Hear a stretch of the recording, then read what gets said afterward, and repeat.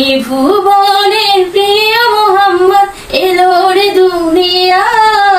আমার বাড়ির পাশে উকি মারে করে শুধু মন।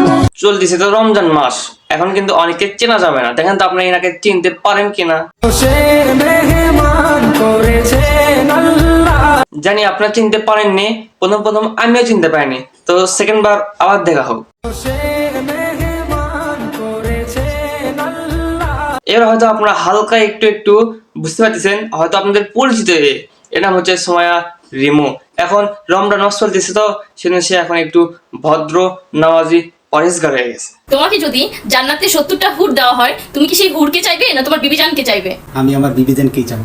সে তার স্বামীকে বলতেছে জান্নাতের মতো হুর দিলে সে হুরকে নেবে না তাকে নেবে।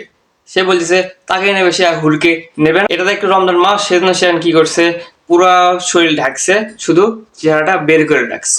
রমজান মাস বলে কথা, রহমত পড়ছে, সেজন্য সে একটু ভালো হয়ে গেছে। তার আগে যেগুলো বেড়ে তৈরি করে সেগুলো হচ্ছে এইগুলা। আলহামদুলিল্লাহ, গত বছর তার সাথে রমজান মাস পালন করেছি, এই বছরও তার সাথে রমজান মাস পালন করছি। ইফতারের আগে সে যে সমস্ত শরীর রাখে, শুধু মুখ বের করে রাখে, গজল বলে, ইসলামিক কথা বলে, ইত্যাদি আরো অনেক কিছু করে ইফতারের আগে। আর যে ইফতার শেষ হয়ে যায়, ইফতারের পরের রূপ কি করে,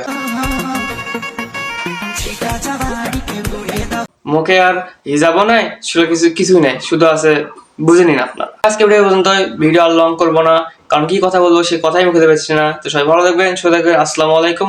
পরবর্তী কোনো ভিডিওতে আপনার সাথে আমার দেখা হবে। বাই।